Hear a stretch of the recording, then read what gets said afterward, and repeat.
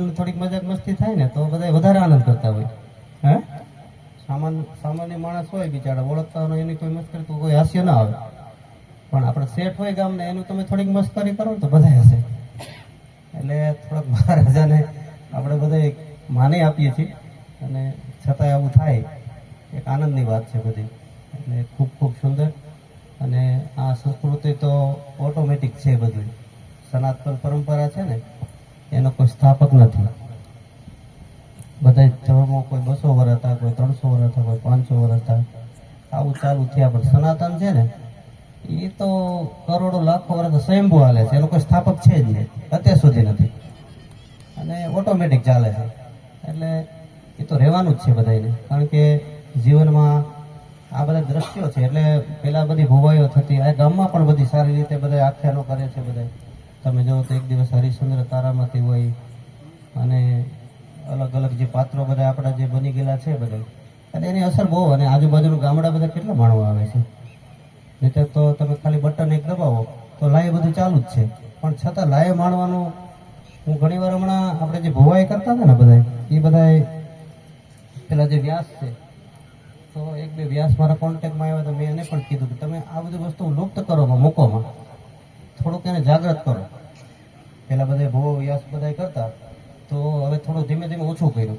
પછી શીખ લેવા આવતા હોય બધું, પણ થોડું ઘણું તમે ચાલુ રાખો અને થોડોક નવો શેપ આપો. આ દુનિયામાં થોડુંક નવું, ભલે સંસ્કૃતિ મૂકવાની નથી, પણ તમે જો વચ્ચે મનોરંજન લાવો છો, કાંઈ નવો બધા વસ્ત્રો પર કાંઈ ફેરફાર કરો, કંઈક વળી જૂની બધી પરંપરાને જોડીને ચાલો અને સાથે આધુનિક કરો છો. એટલે એ લોકોને તમે જાળવી રાખશો તો માણસે જ લોકો ભવિષ્યમાં એ કોઈ એ નાશ નહીં પામે. પણ આપણે એનું જતન તો અવશ્ય કરવું જ પડશે. એટલે 100% બધું છે, કારણ કે આ બધી પરંપરા પ્રમાણે આપણે ચલાવી છે. એટલે અમે તમારી બધાની સાધના પણ સારી છે, બધે સારો એવા પાત્ર ભજવતા હોય તો એને કેટલી મહેનત કરી હોય ત્યારે આ બધી વસ્તુ શક્ય બનતી હોય. એટલે આ બધા જે આખું જાંબુડા મંડળ છે એને પણ ખૂબ તાળીથી વધાવો એકવાર. અને આ સાઈડમાં જો બાળકો બેસી ગયા, આમ વડીલો બેઠા છે. આમ તો આ સેદડા તો ઘર જેવું અમારે લાગે છે. ઓલું ગોકુળમાં કેમ કે ગોકુળ નામ પડે એટલે બધું આવી જાય ભેગું, એમ અમારે એમ કે ને સેદડા થયા એટલે એમ લાગે કે બસ ઘરના ફેમિલી આવી ગયું. એટલે પહેલેથી જ બધા એના ઉપર ભાવ રહ્યો છે.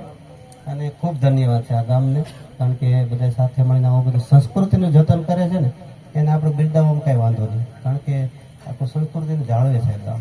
અને નાના મોટા બાળકો થઈને બધા આનંદ કરતા હોય છે. એટલે ખૂબ ખૂબ ધન્યવાદ. વધારે વિશેષ નહીં, પણ આવી બધી જે સંસ્કૃતિ અને રામદેવ પીર બાપા ખોડિયાર માતાજી આપણા ઉપર હંમેશા આવા કૃપા વરસાવતા રહીને આવા સારા કાર્યક્રમ કરતા રહી. અને થોડોક સંકલ્પ કરવાનો હોય, આપણે જો સાથે મળી જઈએ, સાથે ભેગા થઈ આનંદ કરી સવાર સુધી, પણ તો તમે સંકલ્પ કરીને નહીં છૂટા પડો ને તો ભવિષ્યમાં પાછો આનંદ નહીં મળે.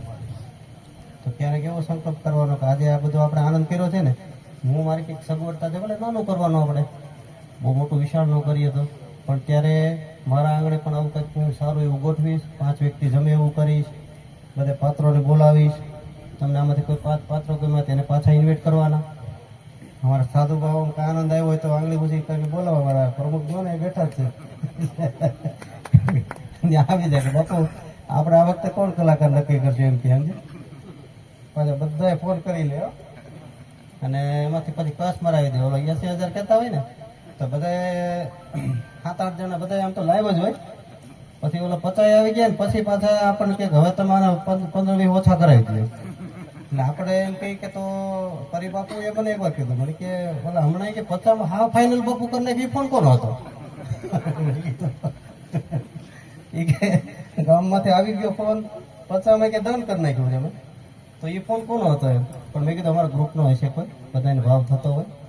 એટલે પણ એ સારું કહેવાય. એવું બધું આપણે પૈસા ખર્ચે નહીં પણ સંતવાણીને માણે, આવી બધી પરંપરાને માણે. એટલે આ ગામને ખૂબ ધન્યવાદ છે.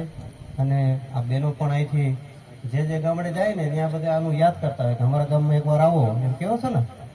હે તમે ઓલા નોરતાની રમઝટ જોવો, બધા પાત્રો જોવો. એટલે જે બહેનો અહીંથી આપણે બધી કોઈ પણ જગ્યાએ દીકરી આપણે દીધી હોય ને ત્યાં સેદડા ગામના વખાણ બહુ કરે. બધું મને સાંભળવા મળે ઘણી વાર, યાદ કરે બહુ, કારણ કે એનું મૂળ અહીંયા બધી મોટી થઈ છે દીકરી બધી, તો એનું કંઈ જતન તો કરે જ નહીં, થોડી ભૂલે ક્યારે. એટલે ખૂબ ખૂબ ધન્યવાદ. અને અહીં જે આખો રાત બધા રમવાના છે, અને એ ખાસ કરીને તો આ પાત્રો જે બધી કળા લઈને આવ્યા છે એને એકવાર ખૂબ તાળીથી વધાવો, કારણ કે એને ઘણી મહેનત કરી હોય છે. એટલે ખૂબ ખૂબ રામદેવ પીર બાપા એને શક્તિ આપે અને સારા પાત્રો ભજન પ્રજાને ખૂબ આનંદ કરાવે એવી આપણે એની પાસે આશા રાખીએ. વધારે વિશેષ નહીં, સંસ્કૃતિનું જતન થાય અને હર હંમેશને માટે આપણે આનંદ કરતા રહીએ. બાકી દુનિયામાં કાંઈ બીજું છે નહીં. બધું ગમે એટલું ભેગું કરજો તો કાંઈ એનો અર્થ નથી. પણ આમાં જિંદગીનો છેલ્લો બે શબ્દ કહીને આપણે તમારું જે કાર્ય આગળ વધારો. કારણ કે જે હાલ પરિસ્થિતિ છે ને, જે સમય તમારા આંગણે આવી ગયો છે, જે આનંદનો એક પ્રાગટ્ય થયું છે, એને આપણે માણી લેવું ને એ જ જિંદગી છે. એનાથી વિશેષ જિંદગી કહે છે નહીં. આપણે આખા દિવસના 10 કામ નક્કી કરીએ તો 3 જ થયા હોય, 7 નથી પડ્યા રહેતા. આજે જો આપણે નક્કી 10 કામ કર્યા હોય તો આપણે 10 કામ કરશું તો ગમે એટલી મહેનત કરો ને તો 3 જ થાય, બાકી 7 તો ન જ થાય. એટલે એ પછી આપણે 20 વર્ષ ને 15 વર્ષ ને 40 વર્ષનું વિચારીને બેસીએ એ કંઈ યોગ્ય નથી. એટલે હાલ જીવન છે ને એ જે પરિસ્થિતિમાં તમારા આંગણે આનંદ આવીને ઊભો છે ને એને માણો બસ. અને એ જો આપણે નહીં માણીએ તો કાલનો દિવસ આપણો બરબાદ થાય અને બગડશે. એટલે આ બાળકો છે તો બાળકોને તમે 2 ચોકલેટ આપો તો બાળકો જે ચોકલેટનો આનંદ માણી શકીએ ને એ આપણા વડીલ ન માણી શકે. આપણે બધાને આપી હોય ચોકલેટો, પણ બાળક જે એનો રસ માણી શકે એ વડીલો નથી માણી શકતા. શું કામ? કે બાળક છે એનો બરાબરનો એનો જે સમય છે ને એને વધાવી લે છે અને એને માણે છે. અને આપણે ચોકલેટ આપી તો ચોકલેટ પૂરી કરી પણ ત્યાં સુધી ટેન્શનમાં બીજે જ હોય, કોઈ આપણે જે મૂળ સ્વરૂપમાં ન હોય. અને બાળક છે ને બરાબર પછી એ આગળ નથી જોતું. 2 ચોકલેટ બાપુએ આપી એટલે આનંદ, જેમ કરોડ રૂપિયા દઈ દીધી ને એટલો આનંદ કરી લે બોલો. અને આપણે આખું પેકેટ ઘા કર્યો હોય તો એ મૂળ લેસમાં હોય બધા. એટલે એવું નથી. બાળકમાંથી પણ એક ગુણ શીખો, કારણ કે વધારે સુખી થવું હોય ને તો બાળક જેવી જિંદગી આપણે બનાવવી પડે. એ પણ એક ગુરુ સમાન છે. આ દુનિયામાં કોઈને જો વધારે સુખી થવું હોય અને કોઈ સુખી નથી, પૈસાવાળા નથી, સામાન્ય માણસ ઝૂંપડીમાં બેઠા હોય તો એમ કે બાપુ હવે કંઈક આશીર્વાદ દો તો સ્લેબ ભરાઈ જાય. અને ઓલા બંગલામાં બેઠા કે તમે કંઈક આશીર્વાદ દો ને તમે હરખા બધા ઘેરે ભાઈઓ બધા સમજણથી રહીએ એટલે દુઃખી બધાય છે. પણ મેં એટલું જોયું છે કે બધાથી પરમ સુખી કોણ છે? આ દુનિયામાં કોઈ સુખી નથી. સામાન્ય માણસ સુખી નથી, અમીર છે એ સુખી નથી. પણ એમાં સુખનો ભાગ એક પાસે છે. એવો વ્યક્તિ કોણ છે? કે જે વસ્તુને સમજે છે ને, જે સમય છે, જે પરિસ્થિતિ છે, જે સુખ છે, જે વસ્તુને સમજણપૂર્વક સમજીને જીવે છે ને એ એક જ વ્યક્તિ આ દુનિયામાં સુખી છે. બાકી કોઈ સુખી છે નહીં. દરેક વસ્તુ છે ને સમજણનો ભાગ જેની પાસે છે એ એક જ માણસ, લેડીઝ જેન્ટ્સ કોઈ પણ હોય એ સુખી છે. બાકી કોઈ સુખી દુનિયામાં નથી. એટલે સાચું સુખ ક્યાં છે? સમજણમાં છે. અને સમજણ પ્રમાણે આપણો કયો ભાગ આવે છે એ પ્રમાણે છે. એટલે ખૂબ ખૂબ આનંદ. વધારે સમય નથી લેવો. તમારે પણ હજી સવાર સુધી બધું પાત્રો ભજવાના અને અમને પણ આનંદ આવે છે એટલે ઘડીક બેસશું બધે. હા એવું નથી. અને ક્યારેક માણશું બધે જાંબુડા ગામનું, ક્યારેક પણ હું સ્ટેજ ઉપરથી પણ યાદ કરીશ. ક્યારેક બધા જોયું છે એટલે હર હંમેશની માટે.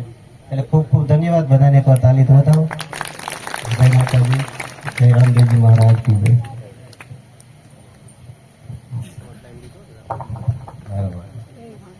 તો બાબુએ ખૂબ જ આ પદની સંસ્કૃતિ અને જૂના નિયમોનો જતન કરવાનું સમજાયું. તે બદલ ખૂબ જ એમના આશીર્વાદ આપણા માટે અઢળક રહે, એમના હાથ બંને આપણા પર રહે અને આવી સંસ્કૃતિ અને આપણા જૂના રીત રિવાજો આપણે અંદર ઉતારવા એ જ મહત્વનું છે. અને જે સમય સમજી શકે અને સમયને પાળી શકે એ મહત્વનું આપણને સમજાયું. એના માટે એક વખત રામાપીરની જય સાથે તાલીનો પ્રાપ્ત થઈ જાય. બોલે રામાપીરની જય. તો પ્રધાનજી લાવો મારી થેલી. હા